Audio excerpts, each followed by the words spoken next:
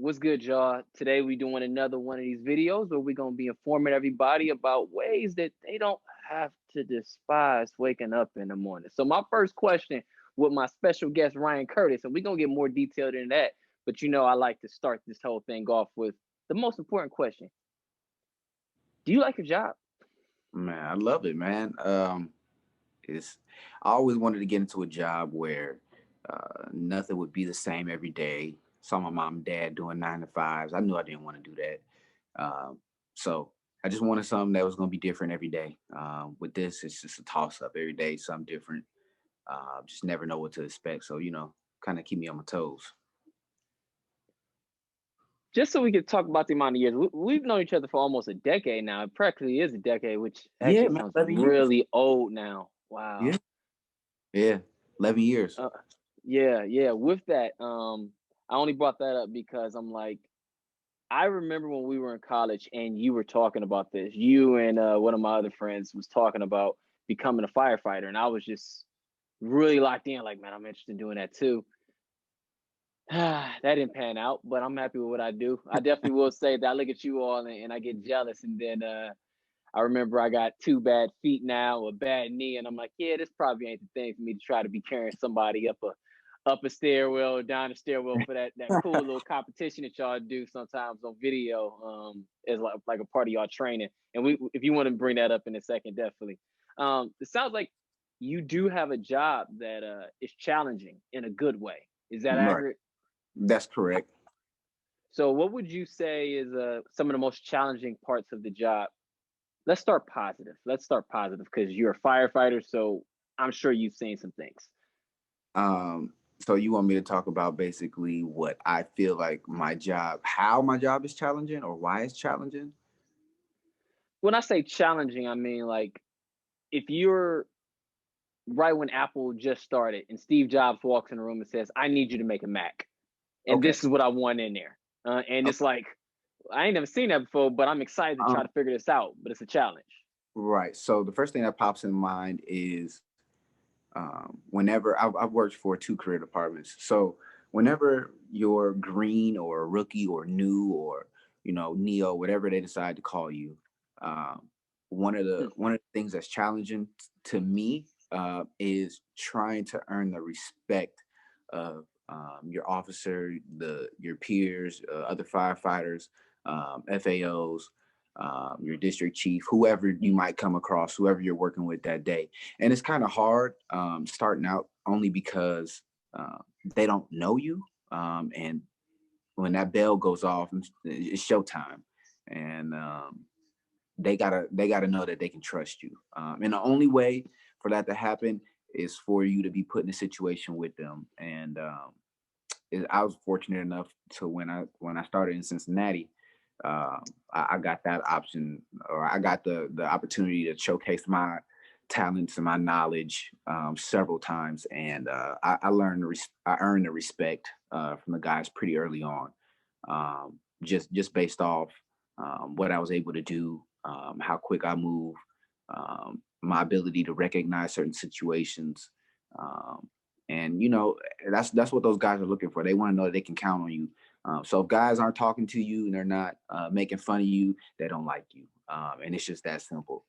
So you learn that pretty quick. So you got to have thick skin when you work in the fire department, because if you don't, I mean, it's like sharks in water. They can smell the blood, and they're going to attack. So that was one of the most challenging things for me. So yeah, positively, I will say. Okay, Uh, okay.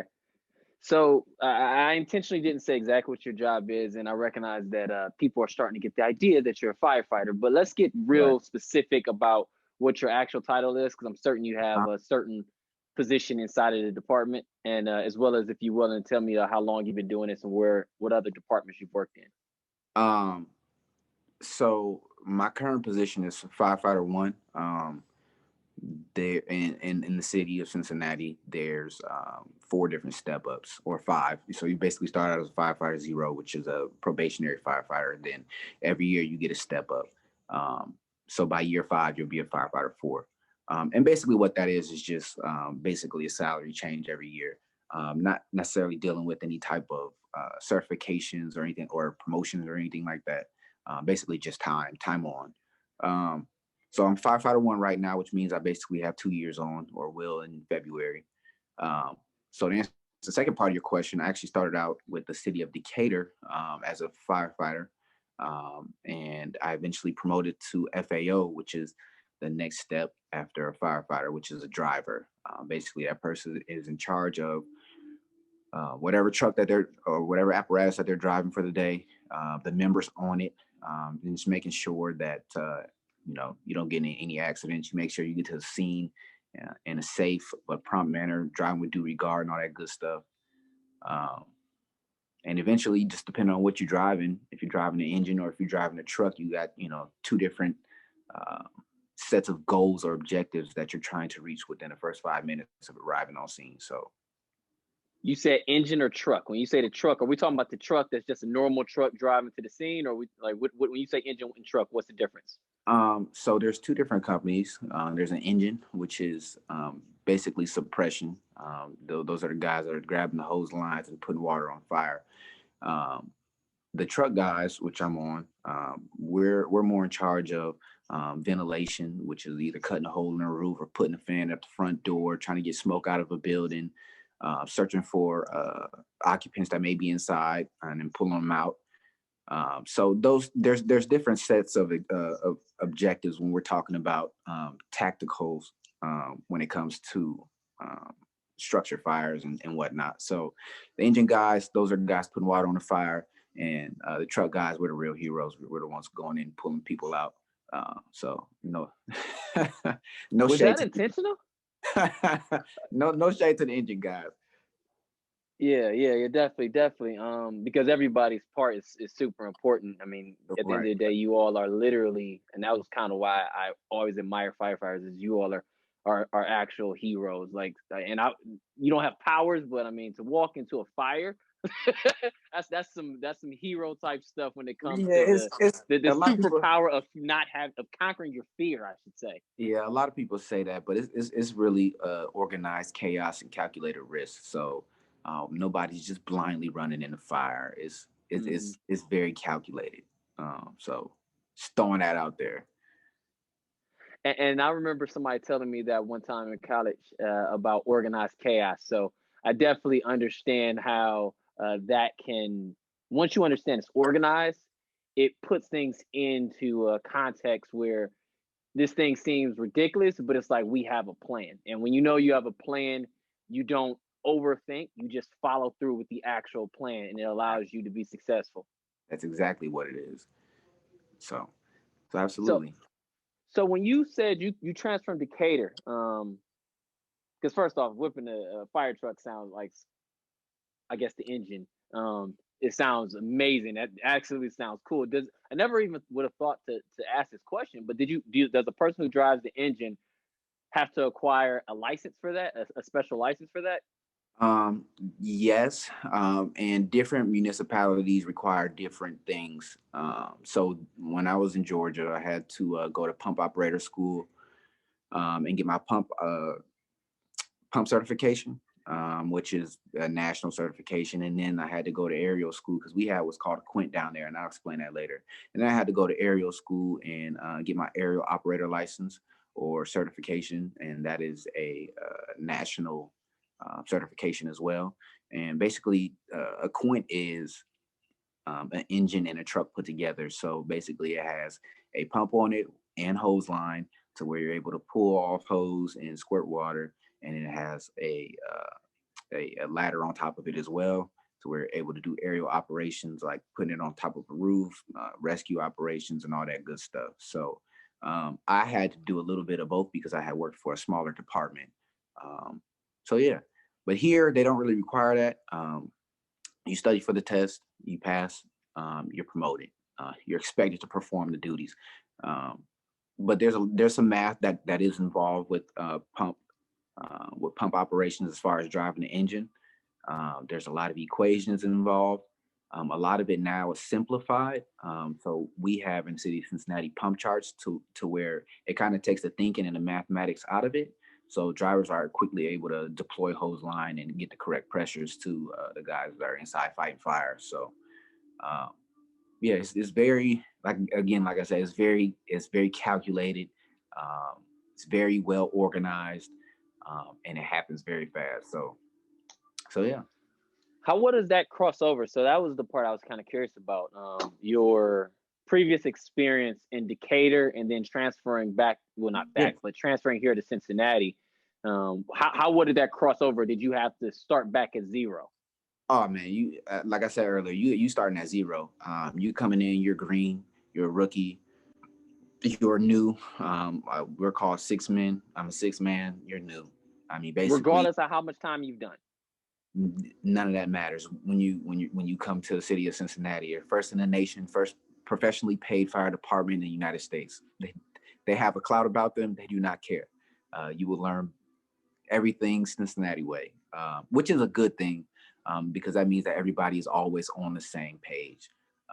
So So so you yeah, said Cincinnati's first, the first professionally paid fire department in the United States of America. as That's in the best. I would like to think so.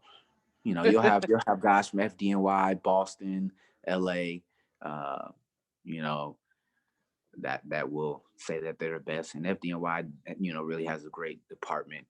So shout out to those guys. That's every firefighter's dream to go up there and train or get hired, for that matter. So Yeah, that's why I asked that question. I'm like, I mean, you have those major cities. I mean, you even oh, got Chicago absolutely. on TV as a TV show. I mean, so that's why when you said Cincinnati, I'm like, well, that's a surprise. But I feel you. I definitely understand and No, respect man. why you said that.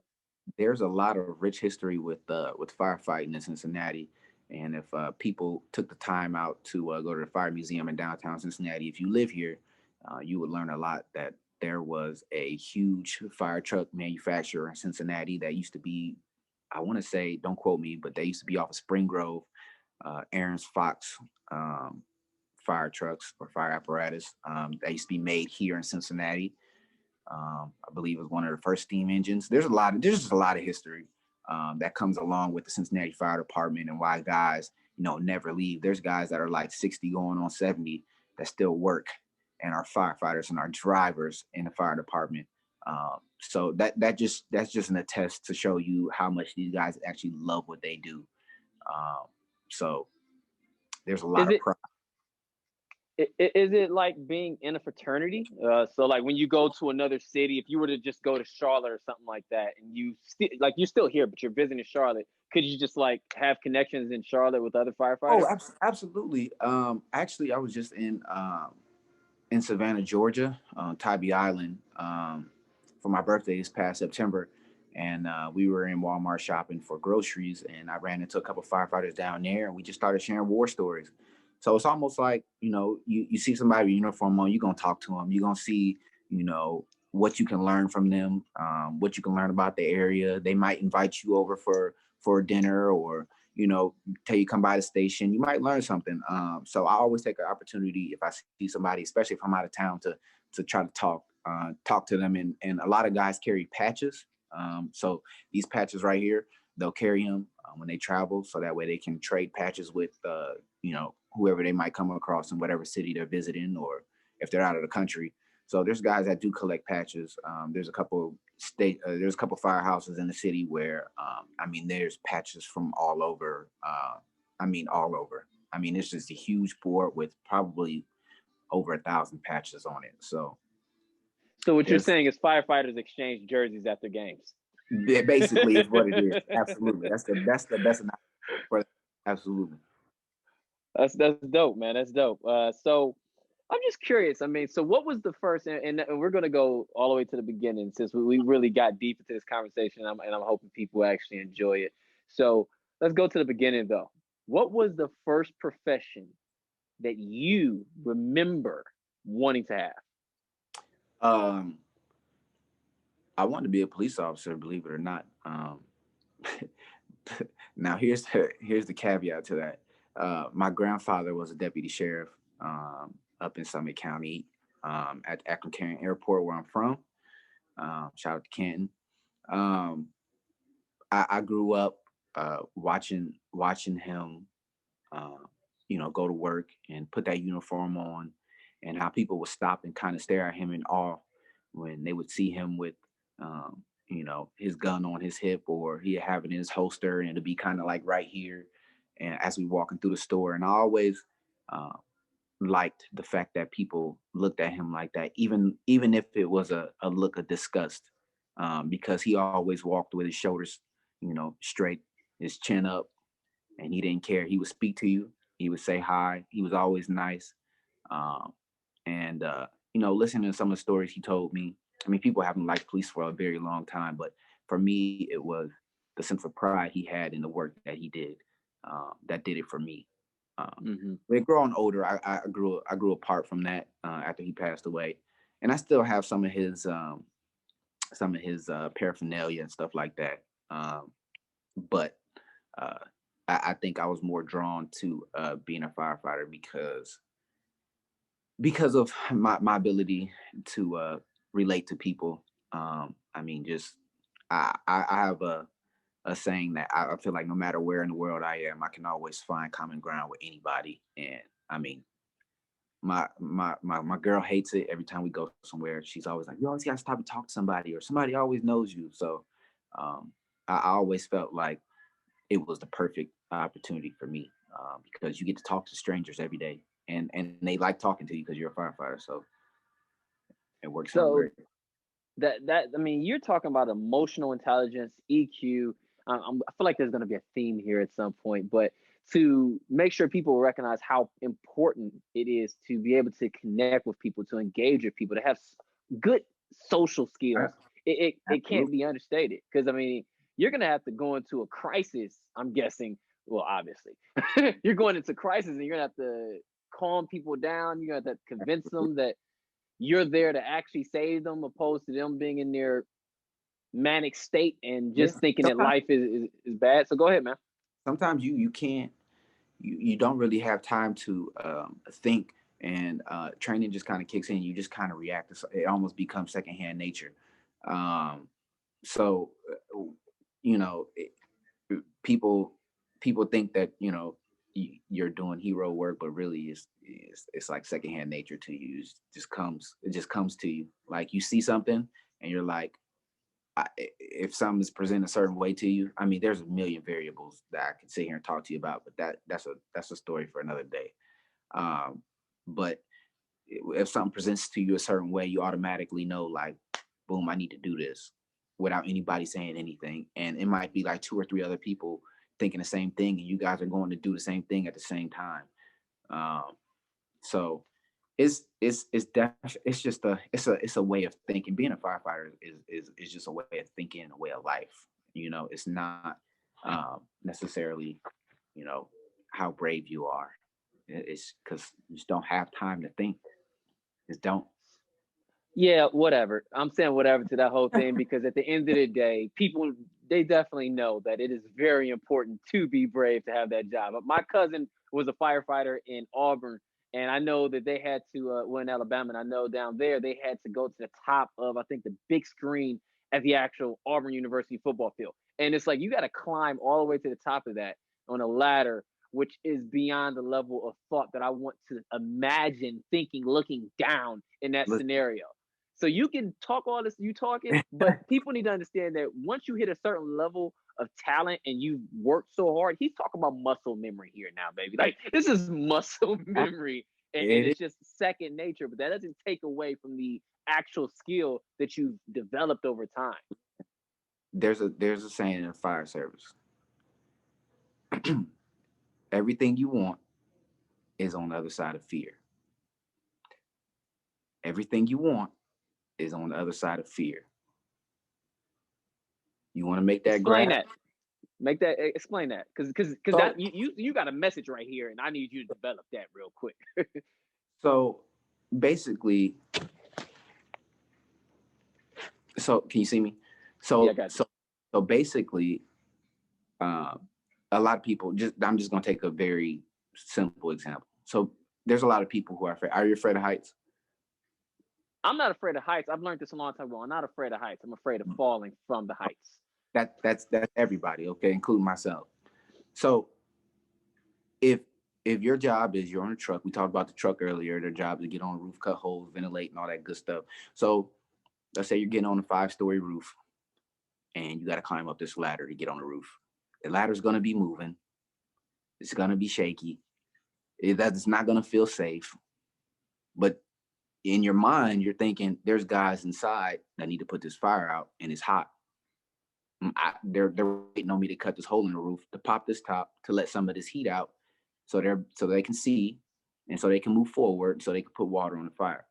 So basically, that's saying is if you're going to um, if you're going to climb that ladder and you're going to be scared, everybody's scared. Okay, everything you want is on the other side of fear. You climb that ladder, you do your job, muscle memory, and you get the job done. You do your job and they can do theirs. So everything you want is on the other side of fear. You do your job, you earn the respect.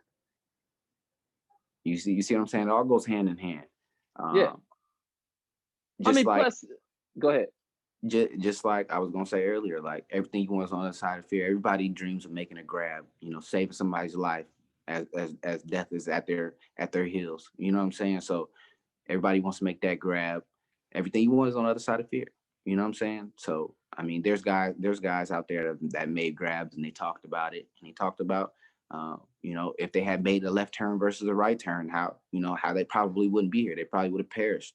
I mean, there's multiple stories. I mean, some of this stuff you wouldn't believe. It's like a movie. So everything you want is on the other side of fear, and I think it applies more to just firefighting. It could apply to new business venture. It could apply to anything. Going back to school, it could apply to anything.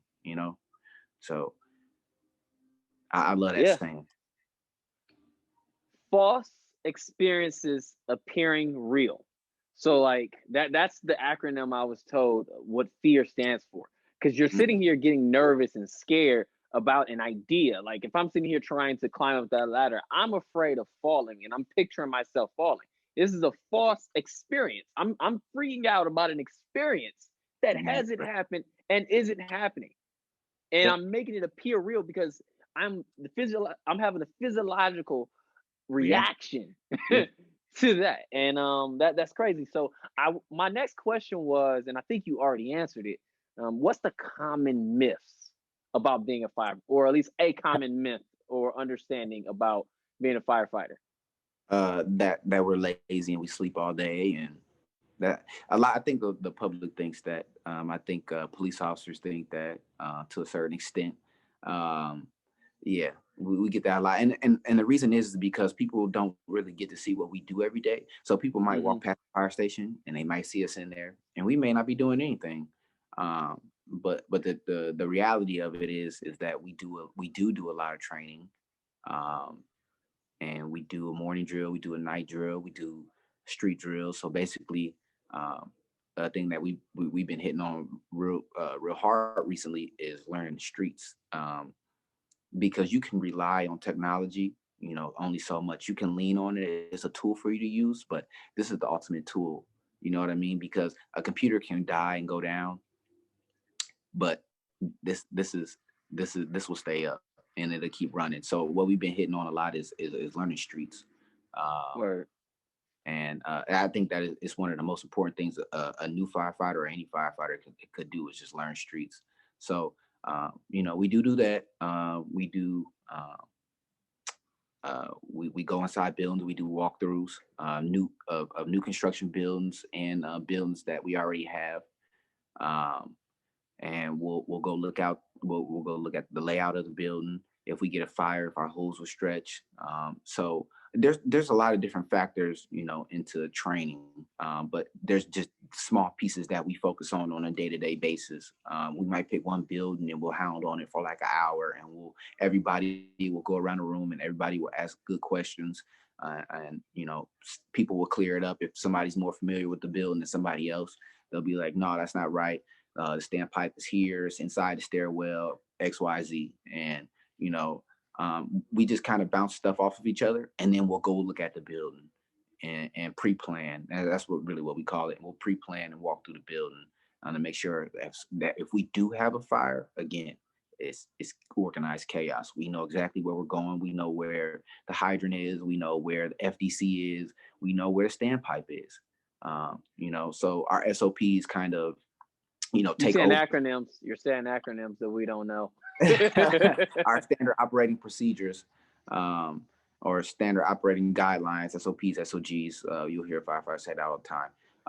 But they'll kind of take over. But a lot of it is getting out and knowing your running area and what buildings you have and stuff like that. So again, that myth is that we're lazy, we sleep all day, and there's a time for everything. You know what I mean? There's a time where there's some downtime, and we do get a chance to get a nap. Like last night, I got off work this morning. Last night we really didn't get much sleep. I was on the ambulance, and we were moving all night. City doesn't sleep. So there are times where in the middle of the day we'll find a little downtime and try to get a little hour nap in before the nighttime comes, and we're really moving and jiving. Uh, so yeah. All right. So I'm gonna be honest with you. I've absolutely never heard this idea that firefighters were lazy. That kind of caught that blindsided me. I thought you were gonna go Oh, the route, and I guess I'm gonna go down a couple of the ones that I've heard or you always see frequently, and I'm just curious sure. to know how have you ever taken a cat out of a tree? No, no, Okay, never. If a yeah, cat got up there, it'll climb down. that's what I thought. How often do fire departments have a Dalmatian inside of it? Not often. That was a older thing. It did happen in the past. Oh, Um, but it's not something that we typically use now. Technological advances have really um, made us. Um, I, I hate to use the word. Um, I'm not gonna say it because I feel I'm not gonna say it. But there's been a lot of technological advances that have made us able to go deeper and further into fires. I'll leave it at that. wait, what was the point of the dog? Now that you're making now the, The point oh, of the the dog dog is was finding Dalmatian. the people. Right. The Dalmatian, they're naturally better at like seeing, because apparently that they have this thing about them where they go deaf. I had a Dalmatian for a little while. They're very rowdy. Yeah, they don't follow commands very well, but Okay, yeah, I actually never knew that. That's interesting. I didn't know why that. What was the significance of the Dalmatian? So I guess I just learned something right there. yeah. Um, what was the other thing? It was Dalmatian. It was the Dalmatian of. Oh, are y'all just are you? Do y'all even jump down the pole anymore? Is that an exciting thing? Oh Like, yeah, absolutely. and why There. don't you just take stairs? Why is it a pole? Okay. So there are a handful of houses in the city that have it 14s, the threes, from the top of my head. There's a couple other ones, but those are the ones that stick out of my head right now. The fives, all of which are downtown, by the way.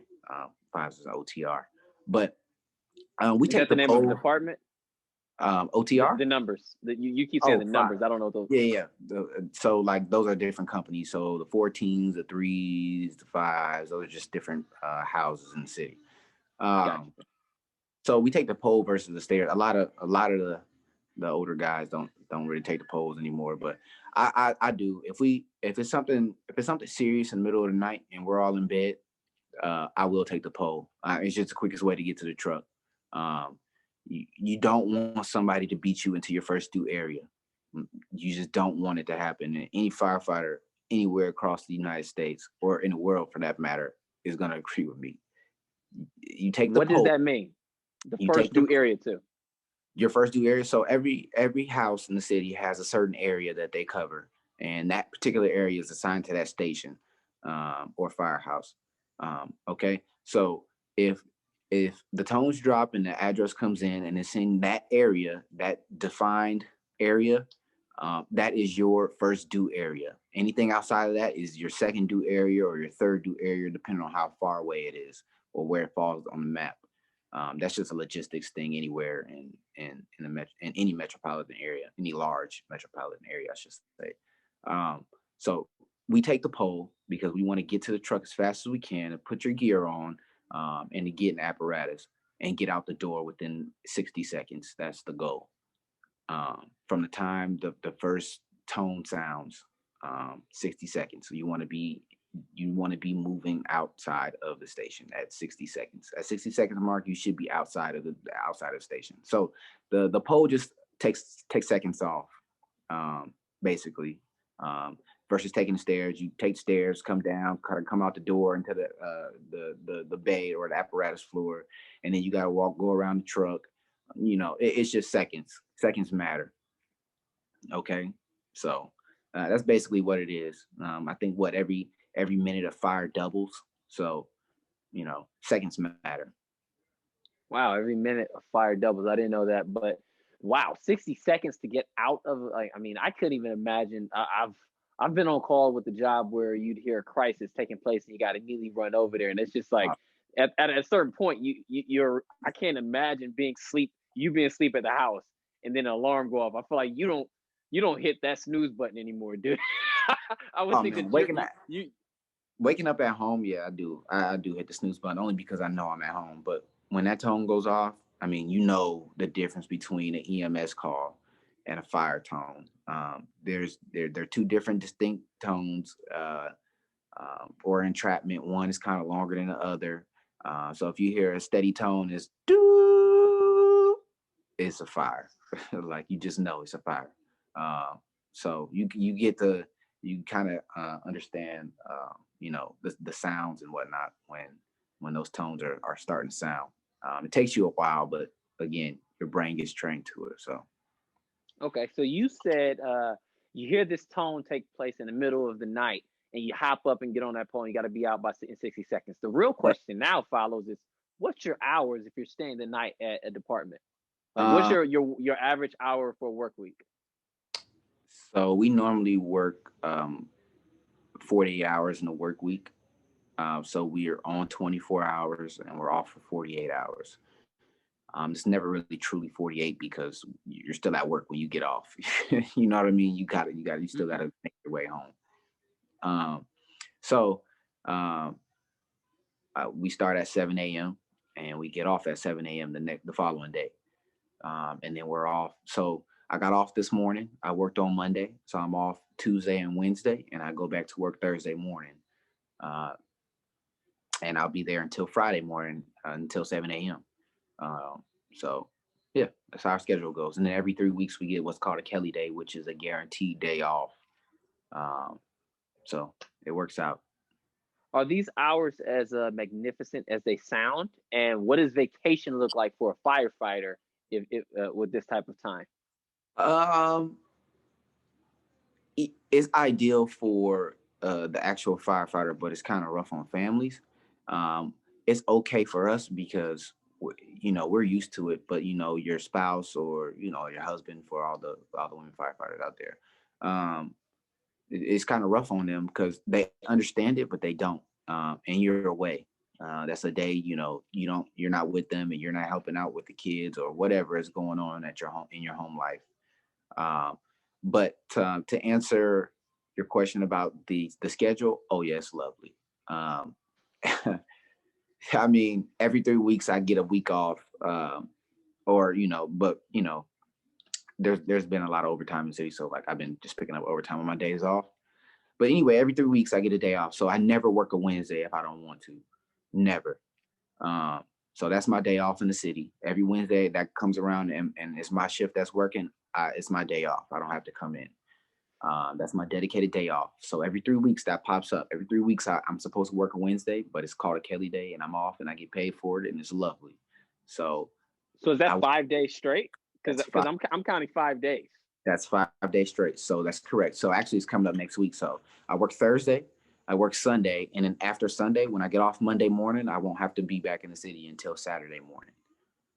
My God. And you said back in the cities. That means you're traveling. You living.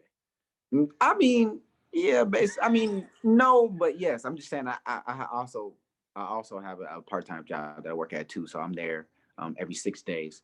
So yeah, and that's just a different municipality. It's a different fire department. But yeah, it's a good schedule. And as far as vacation time goes, the more time you have on, the more you accrue. So we accrue by the pay period. So every pay period you accrue like 4 vacation hours or whatever the number is. I don't know it off the top of my head, but uh, the more time you have on, the more you accrue.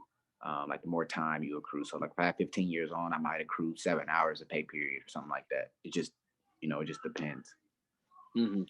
All right, so I guess let's get to the meat, to the blueprint, the cheat code for the next Ryan Curtis to go ahead and become a firefighter. I'm not looking for the blueprint that Sure. someone Sure. else did. I'm looking for your blueprint. If somebody were to look at your life and be like, all right, this is exactly the exact things that I must do to be at his stage in life, and what Um, essentially what qualified you for this job.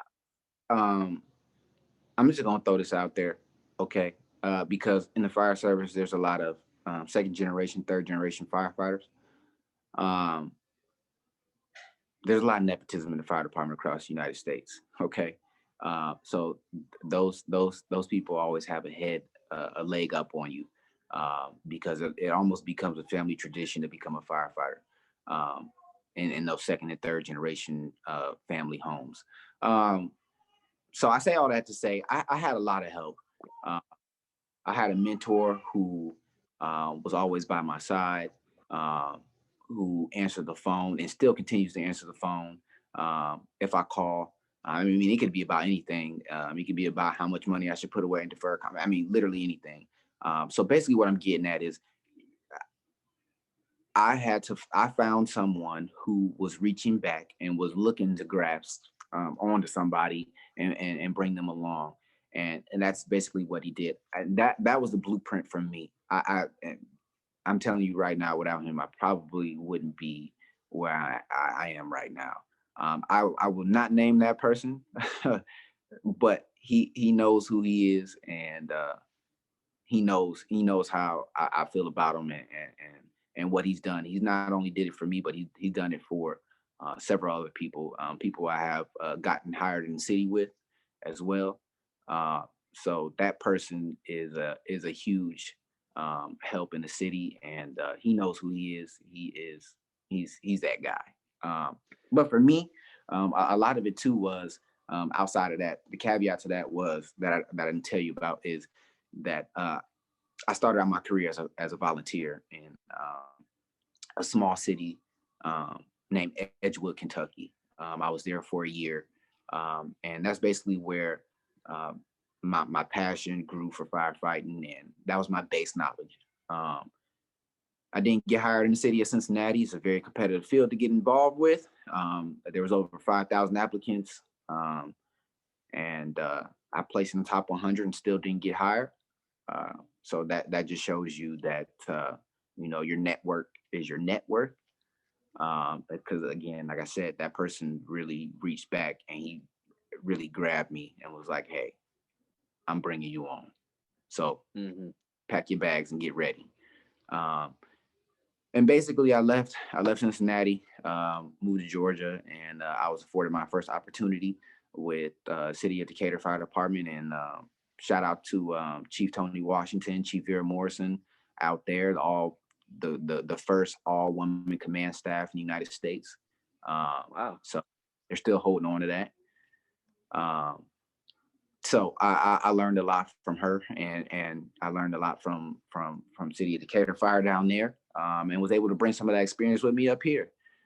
Um, so my thing was I never let uh, a couple knows. I mean, I was traveling across the United States taking places. I took tests in Columbus, Ohio, Charlotte, Greensboro, Atlanta Fire, Smyrna Fire.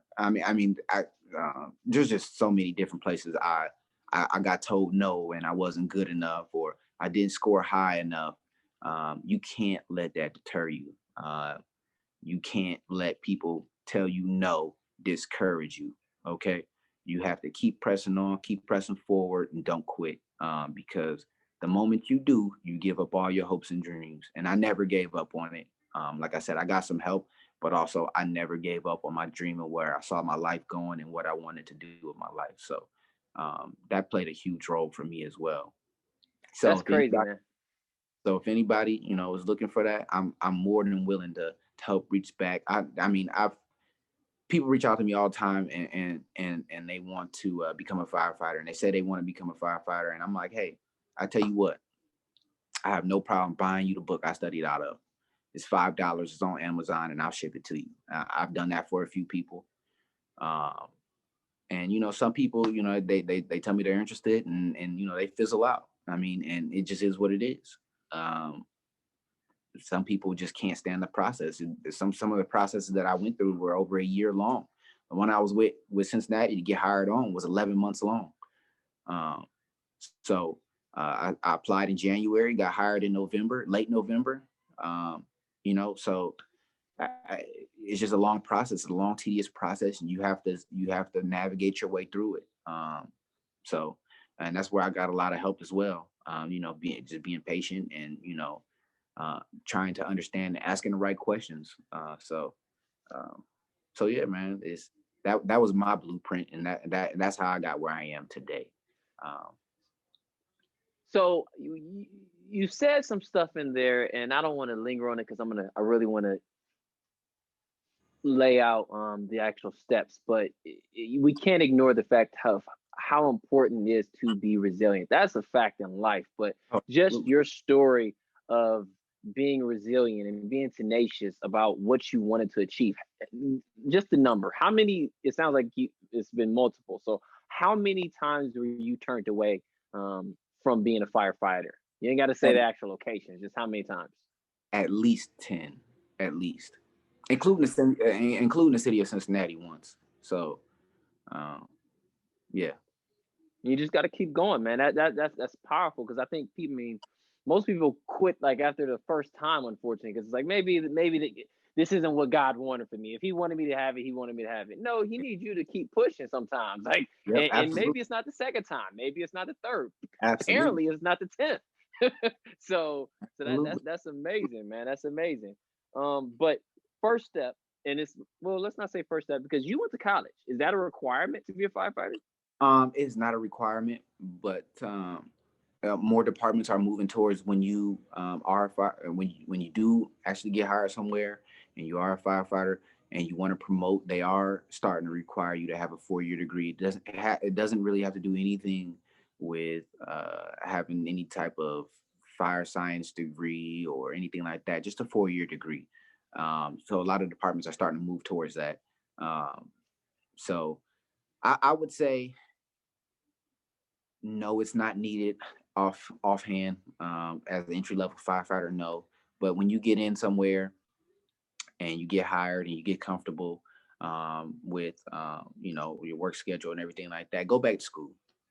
They're probably offering you tuition reimbursement. Go back to school, get your 4-year degree, so that way when you are ready to promote, you won't be told no. Just put yourself in the right position to win, and Mm. that's my thing. Uh, so That's good. So it sounds like the first step to successfully become a firefighter is go to college, get your 4-year degree, because it sounds like prereqs might just put that into place in the future for the position. Is that right. accurate?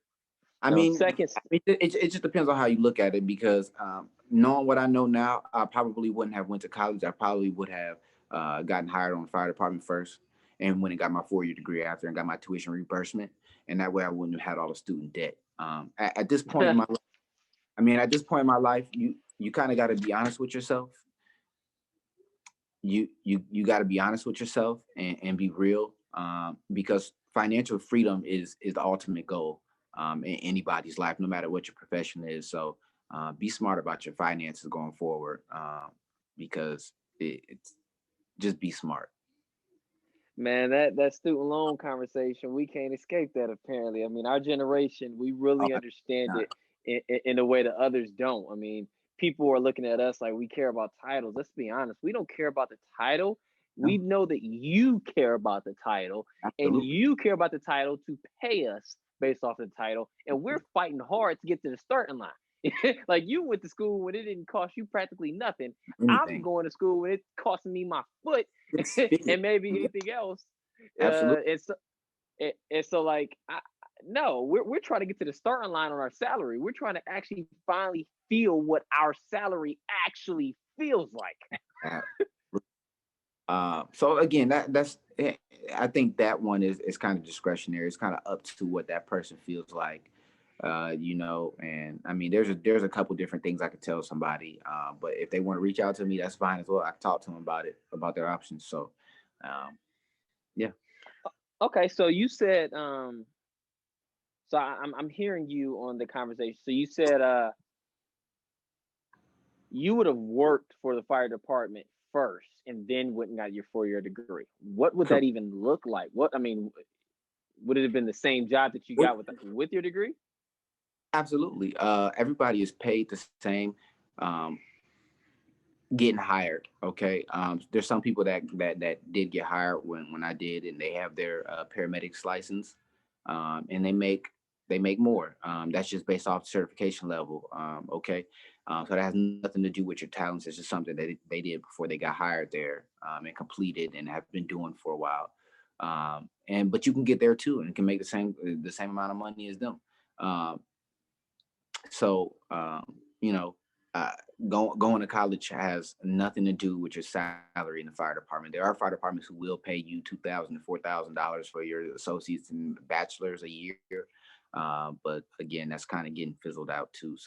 Uh, so yeah, Oh, it's discretionary. okay. So first step, at least get a job. But you mentioned being a volunteer. What Yep. is a volunteer? What does that even look like? So which one? Let's start. Let's stay there. What does a volunteer look like for a fire department? Uh, Everything a career paid firefighter does, minus the pay. Like you actually get in the truck and go and help in a Absolutely, situation? absolutely. Okay. Uh, All right. So there's like 70% of fire departments across the United States are like volunteer. So just throwing that out hmm, there. okay. I would have never guessed. So I feel like we're leaving something out really important. If you have volunteers that are doing pretty much the job of a paid firefighter, Hmm. I'm assuming there was a training firefighter school took place at some point before this. Like what stage is that? Like yeah. So yeah. Are you asking why all of them aren't paid or why all of them aren't volunteer? No, I'm trying to iron out the actual steps of becoming a firefighter. I'm assuming going to firefighter school, if that's a thing. It sounds like it is. It is. Is So there's so there is, and to be truthfully honest with you, if I was going to encourage anybody to be a firefighter, I would encourage them to go ahead and get signed up for a fire academy, either state of Ohio, whatever state you live in. But I happen to live in state of Ohio, so state of Ohio, um, fire academy, or Butler Tech, or Cincinnati State Fire College. There's all these different fire colleges around where you can go get your firefighter one and firefighter two card to see if it's actually for you. Um, you'll have to pay for it. It is going to school. You'll take a loan out for it and all that good stuff. But at the end of the day, you'll be doing what you want to do.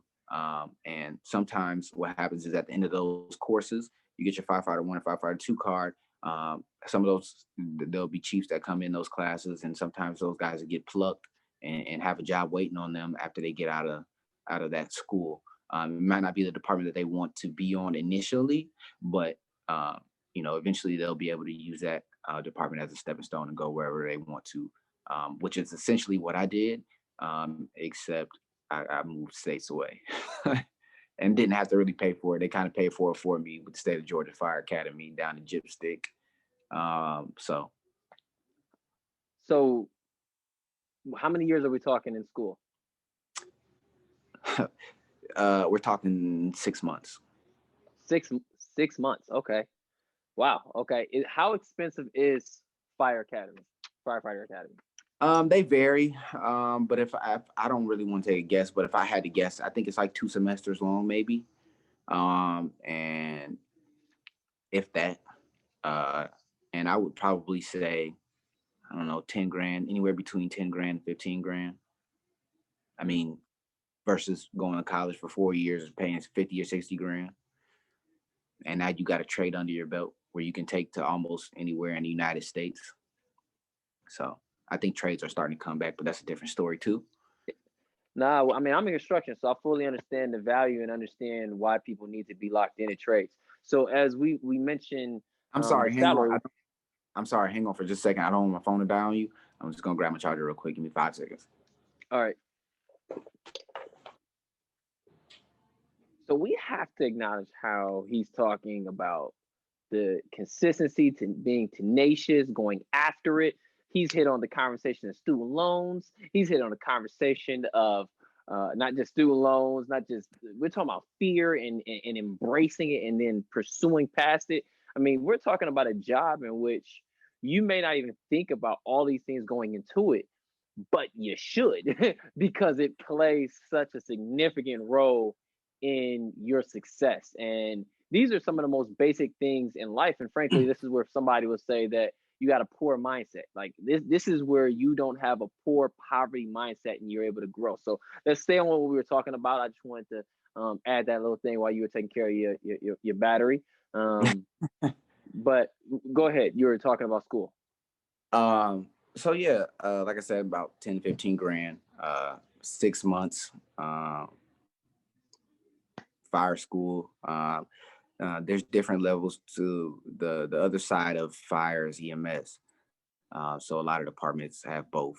They require you to be a firefighter and they require you to be EMT. So that's the other side. And EMT school can be kind of expensive. You know, you're talking about another, 5, 6 grand, depending on what program you go through. And it depends on how slow they're going and how fast you pick up on it. As far as EMT goes, there's 3 levels. You got your basic EMT, you got your advanced EMT, which is what my certification is in the US, and then you got your paramedic. My AEMT certification took 6 months.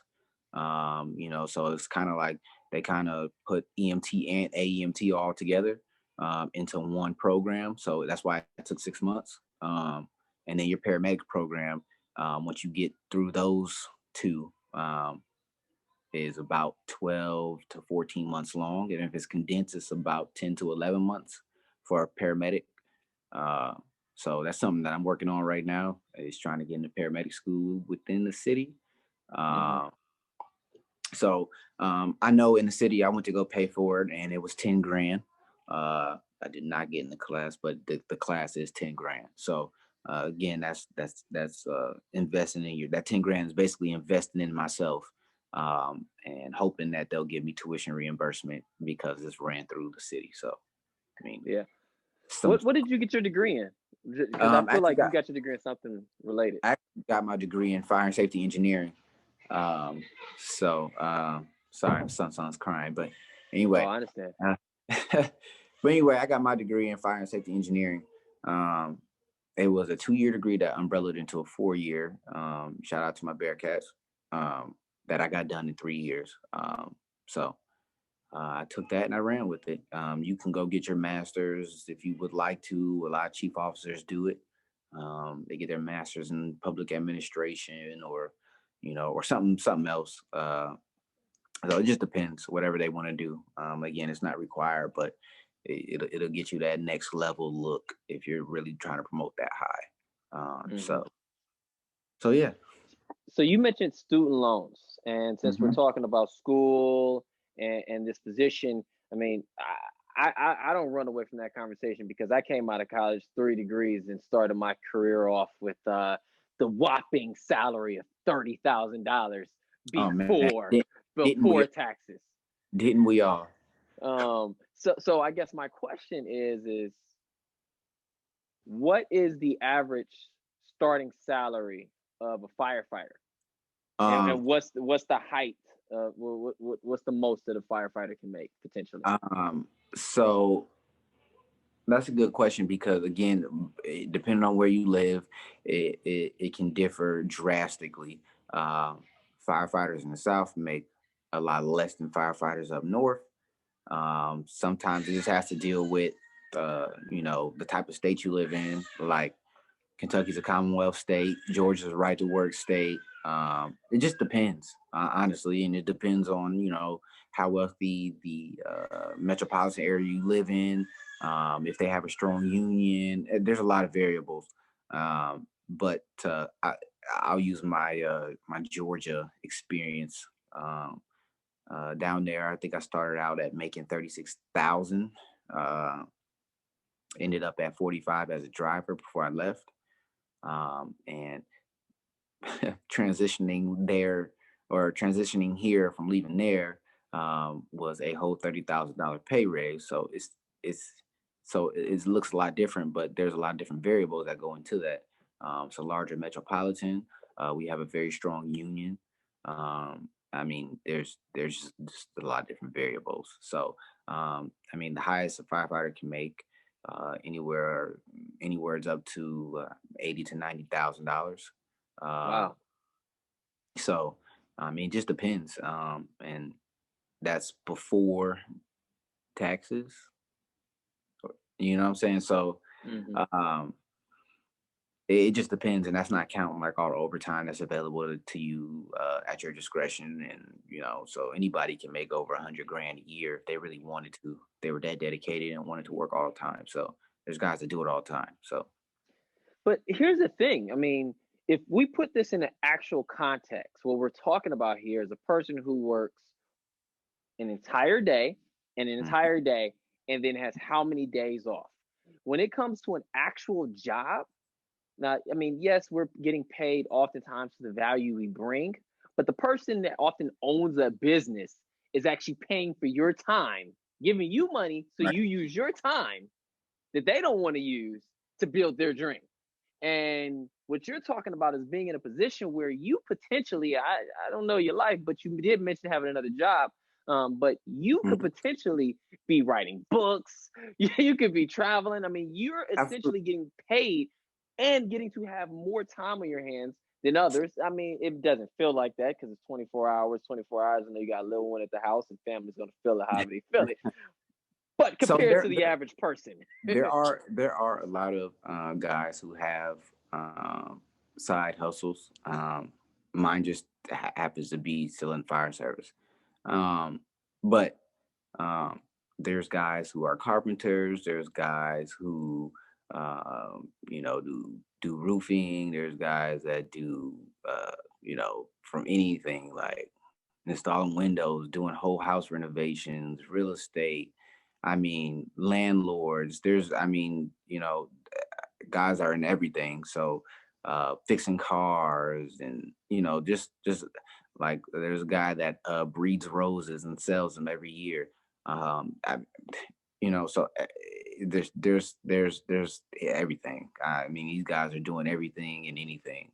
So there's not one thing that somebody does uh, that that puts um I'm sorry, I just got a message. Um but there's not one thing that guys are doing. They're just doing everything, anything that they're interested in outside of work they're doing. So okay, okay. So I'm not gonna. I need my audience to know the answer to exactly how to become a firefighter. So we're talking about go to firefighter school or go to college, either one. Get right. in there, um, volunteer for a fire department. You don't necessarily have to volunteer. You Okay, can if you can jump straight into just applying to places and get an entry level firefighter position. Um, I felt like I wanted to make sure that's what I wanted to do in my life. So I wanted to volunteer. I wanted to get my hands dirty. I wanted to see what it was actually like. I wanted to see what the firehouse life was like. And again, it just reaffirmed my affirmation that this is what I wanted to do. hmm, And I think that helped me, and I think it helped a lot of people, especially if you don't want to spend the money and get involved that deeply. You can just you spend your time. And I still had to work while I was a volunteer, but it was a experience that was needed for myself. So okay, okay. So you said something about having a mentor, and I mhm, think I really believe in the significance and the power of having mentors. mhm. And it sounds like your mentor played a major role in you getting to this place.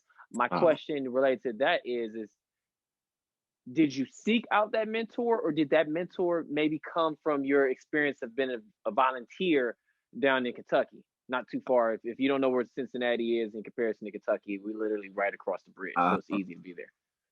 Actually, the program at UC had a list of mentors to help um, students navigate through the program. The program was a little rigorous, so if you didn't have um, a fire department to go back and look at their SOPs and SOGs, and again, standard operating procedures and guidelines. It was kind of hard for you to complete assignments. So my mentor, I had called him, and I mean, from the first time I called him, he was like, "Hey, what's up?" I was like, "Hey," told him who I was, introduced myself, and um, yeah, he anytime I needed anything, any help with homework or excerpt from SOP or SOG that I could use in writing a paper or finishing an assignment, he was there. He, either told me what it was and I wrote it down, or he sent a picture of it to me, or I mean, he was just always there. Any kind of question I had, he was just always there. He didn't write my papers for me. He always made me do my own work, and I always wanted to do my own work, but I'm just saying, like, he didn't just, hand me the go plate and said, "Here you go." You know what I mean? Hmm. Like I Yeah. had stuff to do all the work. He just was a tool that I was grateful for and that I could use and call upon whenever I needed help. So that's how we met. We met through a mentorship program through the university I went to. So uh, and again, he was there, through that, I put him as a reference on getting hired at Walmart when I was in college, and he gave me a glowing recommendation, So, I mean, it just little stuff, and a lot of it didn't have to do with the fire department. A lot of it just had to do with, learning the ins and outs of the fire department and not necessarily firefighting. So, um, I think that was important too, because he didn't just care about bringing me along. He actually cared about, what was going on in my life. And, if I needed a job or anything for that matter, that, he was going to help in any way he could, you know. Hmm. So I always respected that facet about him. That's so important. People have to recognize that mentorship is really one of the cheat codes. Smart people, yeah, they learn the lessons from what they've actually done. Yep. Wise people learn from other people's lessons, and your guy is out here giving you a whole lot of jewels, it appears. And it also is a statement about you essentially maintaining a relationship like that for Oh, it sounds like over a decade. oh man, it's been I've known him basically as long as we've known each other. Hmm. So yeah, man, even through my move to Georgia, down to the south, and he was always there, man. Use him as a reference, and again, he came in the clutch like he always does. Like I called him the other day and asked him a question like, "Hey man, I want to run something by you." He's like, "Hey man, I'm in a meeting. I'll call you back in a minute." I mean, literally 15 minutes later, you get out of the meeting. First thing you do is call me, and like I mean, still to this day, we still have the same relationship. If he needs something, he knows he call me or I call him. I mean, it just doesn't matter. It now floats both ways. So Hmm. um, it's been a beautiful thing, man. And So you've mentioned how you received help, but I want to highlight, and I have to bring this up because this is stuff, of course, that I would know. yeah, That even with getting help, because I believe in standing on shoulders and not and working smarter and harder at the same time, but it has to be acknowledged that you graduated, like you came into school with so much, like you knew where you wanted to be, what you wanted to do. You knew, well, I don't know if you knew this, but clearly you were about your business to the point that you were like, I'm going to be tenacious with this whole thing, and I'm going to get this no matter what. But how early did you graduate? from college, I Yes. graduated. I graduated a year early. Hmm. I attended a school called Early College High School in Canton, Ohio. A lot of these programs are available all across the U.S. now, but I was afforded the opportunity to be the first class to graduate from that high school in my hometown, and I basically came into college, into true college, with almost as a junior. I basically came in as a sophomore, and basically got straight into my core classes. I didn't have to take any prereqs or anything like that. I did have to take a couple of electives I didn't want to take. But outside of that, like, I mean, basically just down to the meat and potatoes right off the bat. And it really, my pockets thanked me for it in the end game, because I was able to escape so early. Um, but really, I left college that a year early, and I was totally lost. Um, and yeah, I was totally lost. Like, navigating college and the real world are two totally different things, and it's a skill that school doesn't teach. So, and I think everybody who's graduated college within the last 15 years will tell you that. Yeah, man. Yeah, man. I just had to spotlight how diligent you were about getting these things done and respecting your time. Seems like you actually maximize your dollar. You took it on the chin like all of us. Well, maybe not all of us, but most of us, in the sense of having to eat that Sally money. And I know you can't wait to press that restraining order on her. I'm practically in a situation where I do have a restraining order on her. She ain't making no phone calls to me, is what I'm gonna say. But it's a blessing, and it's a feeling that we all want to get to. But the things that you've done, the way you've made sure that you've utilized everything at your disposal, opposed to just making up excuses on why you couldn't achieve something. Um, I mean, I know women are part of it. There's short guys, tall guys, all sizes of people, but is there a physical requirement when it comes to becoming a firefighter? No, I'm not the biggest guy, man. And yeah, I'm just not. So what I tell people is, everything that we do, there's a technique for it. Okay. Um, Whether it's, dragging somebody down a hallway, or trying to carry somebody, 9 times out of 10, you are not going to be by yourself. It's just not going to happen. That's not the way the fire department works. So the only physical requirement we require you to be in is to be in shape. Okay. And I don't care if you're big, small, tall, short. We just require that people are in shape. Okay. And that means lifting weights, cardio, and taking care of your body, because at the end of the day, your body is what's getting you paid, you know, your body. And Mm-hmm. as body, declines, you start to revert to your mind. And that's why a lot of guys start promoting, and so, getting out of those positions where they have to go into burning buildings. So just being being fit for duty is what we Yeah. call it. Okay. And if I remember correctly, I want to bring this up because I know I want to respect your time, but a part of you getting your degree was it allowed you to move into higher positions inside of the department, correct? Or at I least would at the time, I I think wouldn't you said that. I wouldn't say that, because I have not reached that level of my career. Um, so it can, yes, but me personally, I have not reached that level of my career. So there are people Okay. that I know that it has helped them. And because, like I said, there's moving to a point where they're requiring lieutenants and captains and chiefs and so on and so forth to have these 4-year degrees in order to promote or be considered for promotion. So again, I want to stress that it's not required at entry level at all.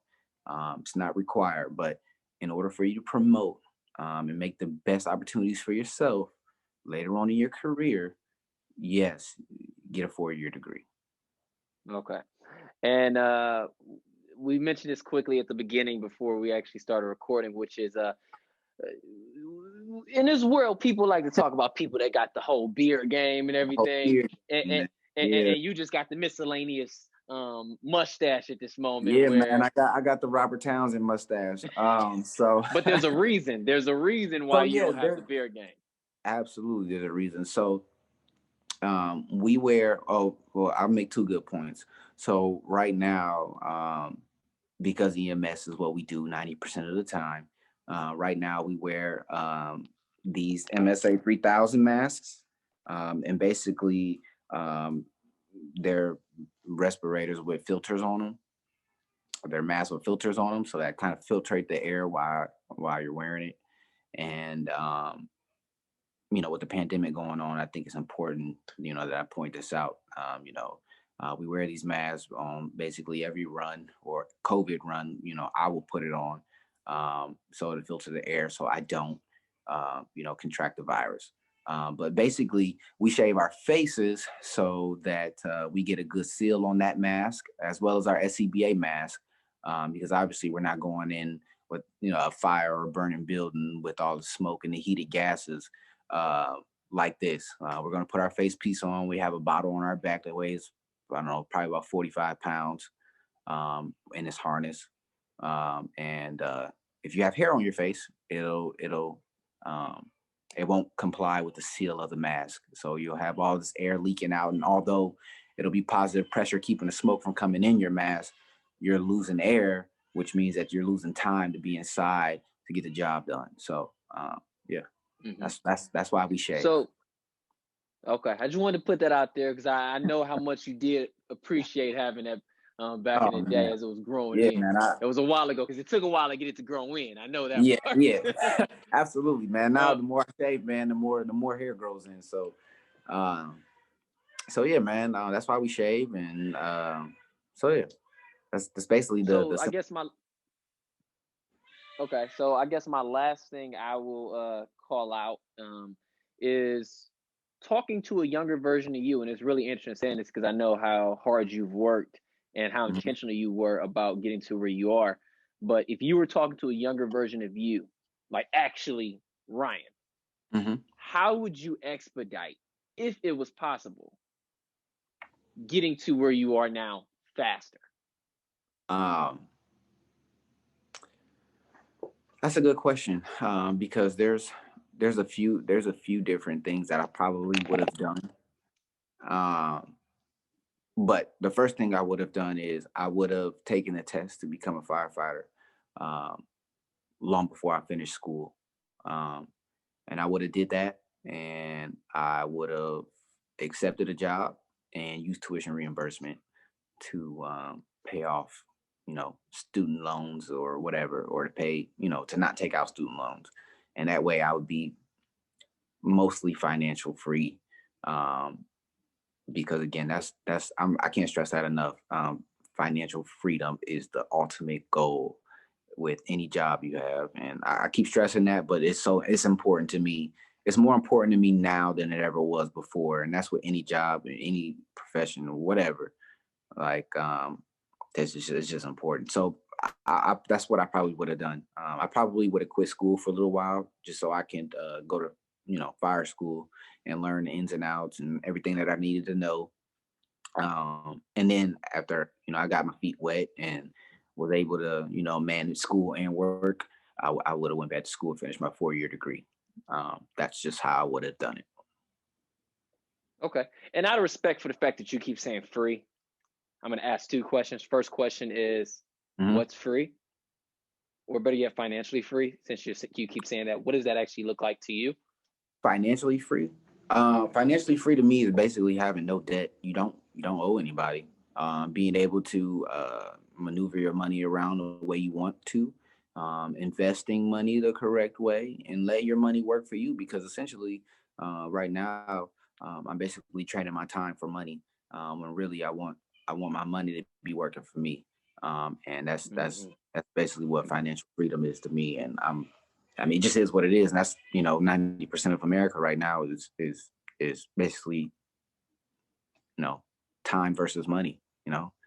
Yeah, In X amount of time, you make X amount of money, and it just is what it is right now. So yeah. being financially free, I want to be able to buy real estate and do make my money work for me, man. I don't want to have to do too much when this body can't do what it's doing right now. So I'm getting older, man. So. You get your age is increasing, but you ain't getting older until you start buying into this idea that you're getting older, and then your Oh body man. gonna say, you know what, my knees hurt. Oh But man. so let me say this real quick because you said, I mean, you got so much. You're a wealth of information and knowledge, and I definitely appreciate the stuff you're talking about because you're talking. I mean, many people think that if I were making 250,000 a year, that from doing my job that I have now. They would Mhm. say that I am, and they would agree that I am making money. But the catch is, and you highlighted it, and it's very important for Mhm. terminology and so people know what making money actually means and what it is. We ain't making money doing these things. We're Mhm. earning money. There's Right. nothing wrong with it. The average American, the average person is earning money. But you Right. need to make sure you understand the words that you're using because Yep. you can make money. If you invest money, if I had $10 and I was able to put it towards the stock and then that actually made turned into $100, that's making money. It's Mhm. not a requirement outside of me investing And doesn't into it. require any time for from you. It Hmm. doesn't require your time. You could be chilling at home and you put $50 in, and you make 150. It doesn't require any time for you. It's the stock is working for you. Your money is working for you. You're not working for it. You know what I Yep. mean? And that's the big difference. So, and also too, like I'm learning. I'm not gonna get into that. No, I'm no, not you good, gonna, you good, you good. So I guess I'll say this, and I'll let you go because I appreciate your time. I don't know if people gonna want another one of these in the future. I know that this won't come out soon, but nonetheless, I appreciate your time. I want to highlight that, as always, we want to spotlight the fact that you can have a job that you actually enjoy waking up and going to, and you don't have to hate Mondays. A job that may not equal rich, which is not a number, but is an actual number in salary that allows you to have a son like he has and not necessarily stress over some of the most basic things such as diapers. But you can live a life in which you can eat good food that you want to eat, that you choose to eat, opposed to eating hot dogs every night because that's what the finances says, mixed with ramen noodles if you want to. You can go on vacations and drive the cars you want. My guy I've seen the house that you've owned in the South, and then I see you stay posting stunting on people, and I respect it. I respect it. Oh man. Well, first of all, I haven't owned anything again because I'm not financially free. So my thing is yeah, I rent just like everybody else. Oh, okay. I thought I'm, you owned those. My I'm bad. no man. Listen, I told you, I'm learning. I'm learning slowly but surely. So, cars I bought, I'm not buying any more cars. I'm just straight leasing for what I'm not. I'm just not doing it anymore.